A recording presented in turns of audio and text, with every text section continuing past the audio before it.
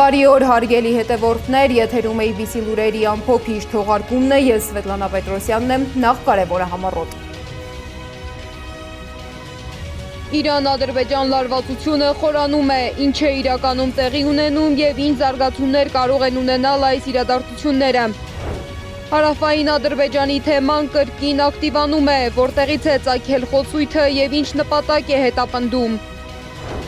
Բաքուն 40 երկրից աջակցություն է ստացել, Ադրբեջանի արտաքին գործերի նախարարության հրապարակած լուսանկարում նաև Հայաստանի դրոշն է։ Հեռախոսով զրուցել են Հական Ֆիդանն ու Միրզոյանը, ինչ են քննարկել երկու երկրների արտաքին գործերի նախարարները։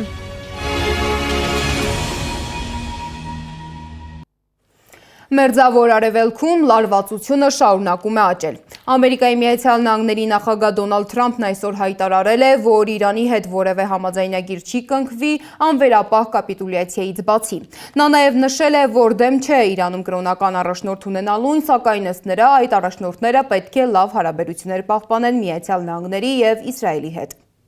Անվերապահ կապիտուլյացիայից և արժանի առաջնորդի ընտրությունից հետո մենք մեր շատ հրաշալի և շատ խիզախ դաշնակիցների և գործընկերների հետ միասին անխոնջ կաշխատենք։ Իրանը դուրս կբերենք անդունդի եզրից և կդարձնենք այն տնտեսապես ավելի զարգացած, ուժեղ և հաջողակ, քան երբևէ։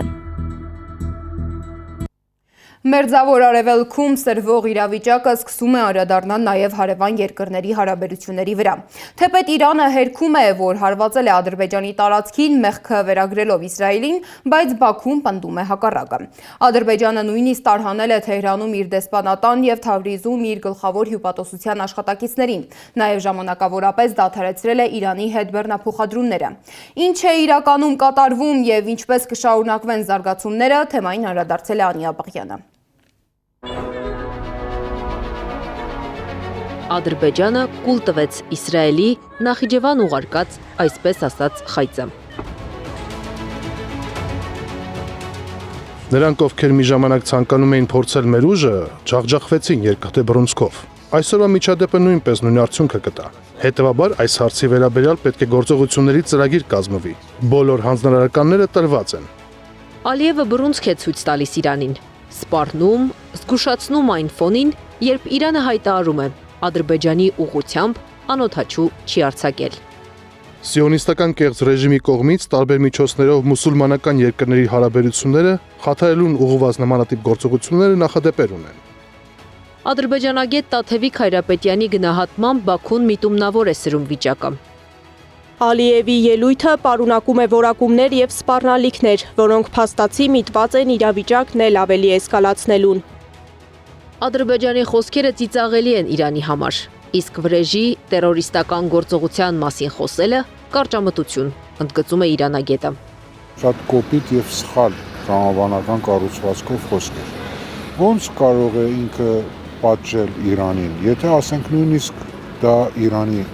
կատարած քայլն է եղել, ինչպես է պատրաստվում նույն դասը տալ, ինչ որ տվել է Հայաստանին և այս դեպքում Իրանին։ Իսրայելն ուզում է Իրանի դեմ պատերազմում շատերին ներքաշել, այդպիսով կթուլացնի իսլամական պետություններին միաժամանակ և կկարողանա իրականացնել բազմամյա նպատակը՝ մերձավոր արևելքում դառնալ միակ թելադրողը, կարծում է քաղաքագետը։ Իսրայելի ստրատեգիան է և Միացյալ Նահանգների ստրատեգիան է, որպեսզի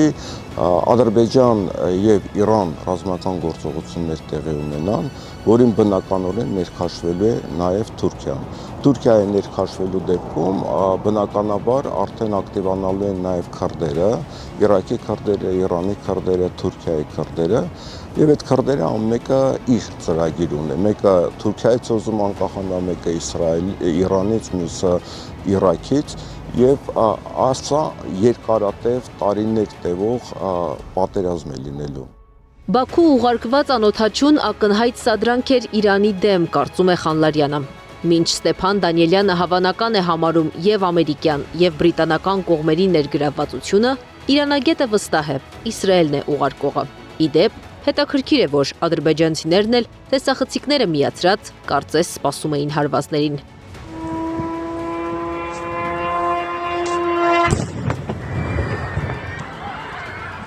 Իսրայելը Ադրբեջանում և մեր Արցախում, պատմական Արցախի տարածքներում ունի լրտեսական հզոր հնարավորություններ եւ զինվորական։ Բնականաբար այդ պոտենցիալից օգտվելու խնդիր կա եւ կփորձեն եւ արդեն դրա ապացույցները կան, որ կփորձեն ներգրավել այս հակամարտության մեջ։ Բայց Ադրբեջանը կարող էր դիվանագիտական ճանապարհով կարգավորել հարցը, քանի որ Իրանի հետ պատերազմելը ձեռնտու չէ նաև իր համար։ Հարևան պետություններում վարկյանի տարբերությամբ նոր իրողություն է ստեղծվում։ Ինչ անի Հայաստանը։ Հիմա Հայաստանի համար լավագույն լուծումը ոչ թե լռելն ու սպասելն է, Հայաստանը պետք է հիմիկվանից սկսի գործել։ Ինչպես գործել, դա արդեն այլ հարց է։ Առաջինը դա ռազմական պատրաստվածությունը բարձրացնել, Սյունիքում պաշտպանական ինչ-որ գործողություններ սկսել իրականացնել հնարավոր զարգացումների դեպքում եւ տանել բանակցություններ հնարավոր դաշնակիցների հետ։ Հայաստանի համար առաջնահերթությունը սեփական անվտանգության ամրապնդումն է եւ սահմանային ուղղությունների վերահսկողությունը, հատկապես Սյունիքում, որտեղ ցանկացած զարգացում կարող է անմիջապես անդրադառնալ տարածաշրջանի ուժերի բալանսի վրա։ Անի Աբաղյան, Մեհեր Դավթյան, Տարոն Ղանդիլյան, Նոնա Գևորգյան, ABC Media։ Իրանում ընթացող լարված զարգացումների ֆոնին ադրբեջանական մեդիան կրկին ակտիվորեն խոսում է հարավային Ադրբեջանի մասին։ Խոսքը Իրանի հյուսիսարևմտյան նահանգներում բնակվող միլիոնավոր ազարիների մասին է, որոնց թեման Բաքուն տարիներ շարունակ օգտագործում է քաղաքական հայտարարություններում։ Իսկ որտեղից է ծագել հարավային Ադրբեջանի խոսույթը եւ ինչ նպատակ է այն հետապնդում, մանրամասները ռեպորտաժում։ Իրանում շարունակվող ներքին լարվածության ֆոնին ադրբեջանական մեդիայում կրկին ակտիվացել է հարավային Ադրբեջանի թեման։ Խոսքը Իրանի հյուսիսարևմտյան նահանգներում պատմական ատրպատականի տարածքում բնակվող 12-ից 14 միլիոն ազարիների մասին է, որոնց շուրջ արդեն երկար տարիներ թյուրքական աշխարհը ձևավորում է աշխարհաքաղաքական սցենարներ։ Իսկ երբ է ծագել բուն հարավային Ադրբեջանի խոսույթը։ Հարավային Ադրբեջան, ինչքան ես տեղյակ եմ, հարավային Ադրբեջանի տերմինը որպես աշխարհագրական կամ աշխարհաքաղաքական եզրույթ կամ կատեգորիա նոր չի։ Սա երևի ունի առնվազն 30 կամ 40 տարվա անցյալ։ Արդեն երբ սկսվեց անկախացման process-ը Ադրբեջանի դեպքում, ինչպես նաև զուգահեռաբար կովկասյան մյուս ժողովուրդների դեպքում, շատ մեծ ազդեցություն կար թուրքերի կողմից, Թուրքիայի կողմից Ադրբեջանի վարչակարգի վրա։ Թե ինչ նշանակություն ունի Իրանում ամենամեծ էթնիկ փոքրամասնությունը Ադրբեջանի համար եւ որն է հարավային Ադրբեջանի խոսույթը առաջ քաշելու նպատակը, ադրբեջանագետի պնդմամբ կապված է Բաքվի հերթական տարածքային նկրտումների հետ եւ չունի պատմական հիմքեր։ Ադրբեջանի Հանրապետությունում, Իրանի ձևակերպման Բաքվի Հանրապետությունում ակնկալում են, որ գոյություն ունի ինչ-որ երևակայելի միացյալ Ադրբեջան եւ նրանք կարող են Իրանի Ադրբեջանը կպցնել Ադրբեջանին ու ստանալ ինչ-որ մի պետություն նոր, միացյալ Ադրբեջան եւ այդ նախագծի մեջ նաեւ մտնում է Հայաստանի Հանրապետության տարածքը, որը որպես արևմտյան Ադրբեջան կմտնի։ Բաքվում այս խոսույթը ակտիվանում է հատկապես այն ժամանակահատվածներում, երբ Իրանում սկսվում են ներքին անկայունություններ։ Այս անգամ օրինակ Իլհամ Ալիևը Նախիջևանին Իրանի ենթադրյալ հարվածից հետո հայտարարություն արեց ակնարկելով Իրանում բնակվող ադրբեջանցիների գործոնի մասին։ Ադրբեջանին ռազմական կամ դիվանագիտական ճանապարհով ճնշելու ցանկացած փորձ կարող է հանգեցնել Բաքվի կողմից արձագանքի, այդ թվում այնպիսին, որը կազդի Իրանի ներքին կայունության վրա։ Անկախ Բաքվի ցանկություններից ու բարձրագույն հայտարարություններից ազարիների մշակույթը մեծապես կապված է իրանական մշակույթի հետ։ Նրանք ծագել ու ձևավորվել են Իրանում, խոսել հին պարսկերենով։ 16-րդ դարում օսմանների ատրպատականը գրավելուց հետո են աստիճանաբար դարձել թյուրքալեզու, բայց ոչ սեփական կամքով։ Սուլտան Մուրադը օրինակ արգելել էր պարսկերեն խոսալը այդ ամբողջ տարածքում, Թավիզում եւ այլն, եւ որպես պատիժ լեզուները հատում էին այն մարդկանց, ովքեր խոսում էին, շարունակում էին խոսել պարսկերեն կամ հին ավեստայական լեզվով։ Եվ այդ պատճառով շատ բռնի ճնշամիջոցների արդյունքում լեզուն փոխվեց։ Իրանի համար մշտապես զգայուն թեմա է եղել իր հյուսիսի նկատմամբ Բաքվի տարածքային հավակնությունը։ Ազարիների մեծամասնությունն իրենց համարում են իրանցիների հետնորդը։ 1940-ականների կեսերին ԽՍՀՄ միջնորդությամբ Ադրբեջանի ժողովրդական հանրապետության ձևավորումից ու փլուզումից հետո Բաքվի քարոզչության ազդեցությամբ Ադրբեջան գաղթած 10,000 ազարիների մի մասը ստիպողաբար հրաժարվեց Իրանի քաղաքացիությունից։ Ավելի քան 2000 ազարի էլ հրաժարվեց ընդունել Ադրբեջանի քաղաքացիությունը եւ վերադարձավ Իրան։ Ատրպատականցիները Իրանում իրենց իրանական ասկի ավանգարդ էթնոսն են իմանում եւ պատմության մեջ ունեցել են իրենց իսկապես ավանգարդ դերակատարությունը շատ պատմական իրադարձությունների մեջ։ Թեման շարունակում է քննարկվել ինչպես տարածաշրջանային քաղաքական դաշտում, այնպես էլ փորձագիտական շրջանակներում, հատկապես Իրանում ընթացող գործընթացների ֆոնին։ Իրանի հյուսիսային նահանգներում բնակվող ազարիների գործոնը պարբերաբար հայտնվում է տեղեկատվական եւ քաղաքական հայտարարությունների կենտրոնում։ Զարգացումների հետագա ընթացքը կարող է պայմանավորել, թե որքան ակտիվ կշարունակի մնալ այս հարցը տարածաշրջանային օրակարգում։ Սեդա Գյուրեղյան, Աշոտ Բարբարյան, ABC Media։ Մինչ տարածաշրջանում լարվածությունը շարունակվում է, Բաքուն շարունակում է ցույց տալ, որ ունի միջազգային աջակցություն։ Ադրբեջանի արտաքին գործերի նախարարությունը X-ում երախտագիտություն է հայտնել վերջին իրադարձությունների ընթացքում Բաքվին աջակցություն ցուցաբերած 40 պետություններին եւ կազմակերպություններին։ Այդ երկրների թվում է նաեւ Հայաստանը։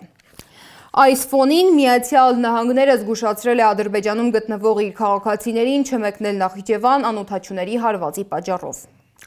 Լարվածությանը զուգահեռ կոշտ հայտարարություններ են հնչում նաև Թեհրանից։ Իրանի արտգործնախարար Աբբաս Արաղչին լուսանկար է հրապարակել գրելով, որ Իրանի զինված ուժերը վրեժ կլուծեն թշնամական ուժերի թիրախ դարձած յուրաքանչյուր իրանցի մոր, հոր եւ երեխայի համար։ Իսկ Իսրայելը հարվածներ է հասցնում նաև Լիբանանին։ Լիբանանի վրա Իսրայելի հարվածների հետևանքով արդեն կա 217 զոհ եւ 798 վիրավոր։ على المباشر هلا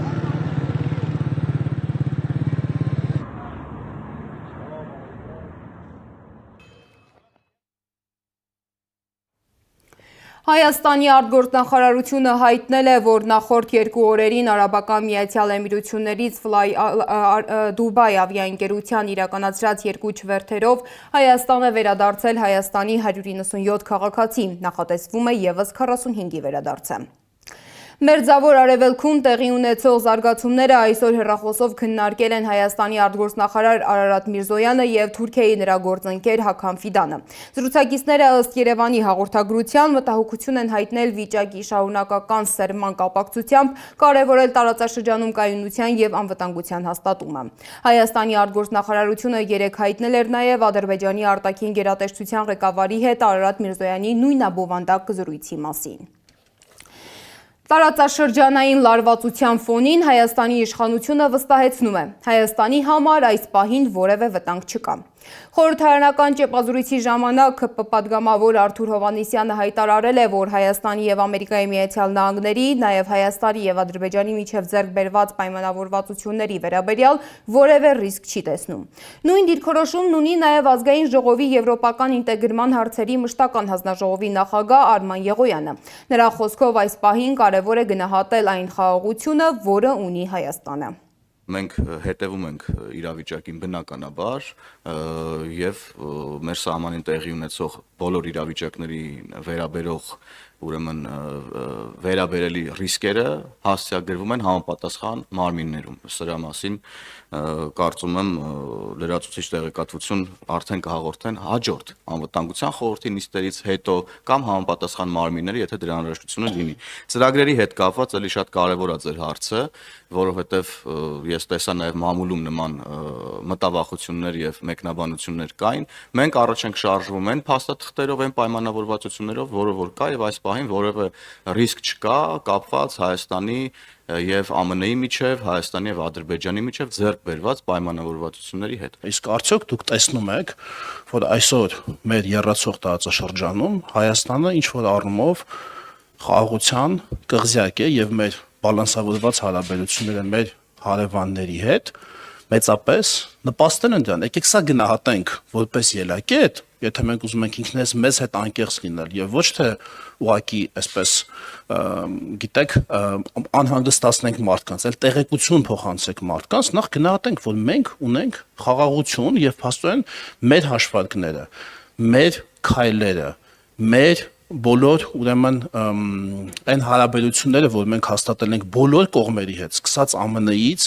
վերջացած Ռուսաստան, վերջացած տարածաշրջանի երկրներ, բոլոր այն հաշվարկները, որ մենք արել ենք, պայմանավորվածությունները, որ մենք ձեռք ենք բերել,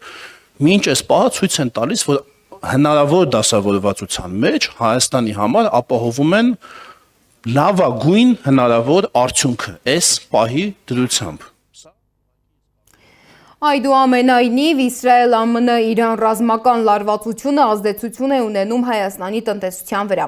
Վերջին օրերին հայկական շուկայում նկատվում է մի շարք մրգերի եւ բանջարեղենի թանկացում։ Վաճառողներն ասում են, պատճառը Իրանից մատակարարումների դժվարացումն է։ Տնտեսագետներն էլ չեն բացառում, որ եթե տարածաշրջանում լարվածությունը շարունակվի, առաջիկայում հնարավոր է նաեւ նոր գնաճ։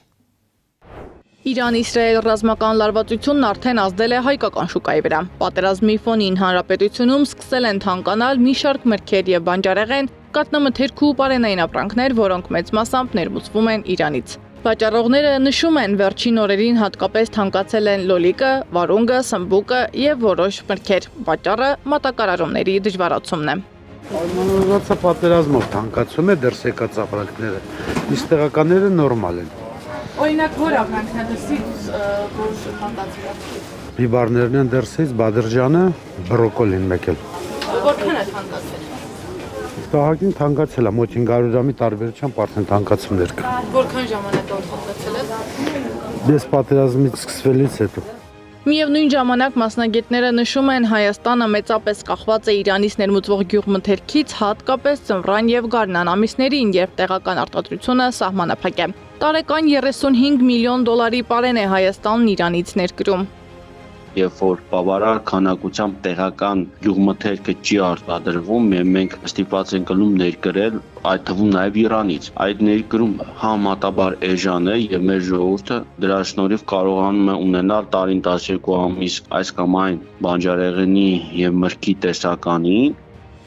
Մասնագետները նաև չեն բացառում, որ եթե ռազմական գործողությունները շարունակվեն եւ փոխադրումների խնդիրները խորանան, ապա առաջիկա շաբաթներին հնարավոր է նոր գնաճ։ Այդ դեպքում թանկացումները կարող են տարածվել նաև այլ ապրանքների վրա։ Շուկայում ասում են, ներմուծումը քչացել է, գործընթացը դարձել ավելի բարդ։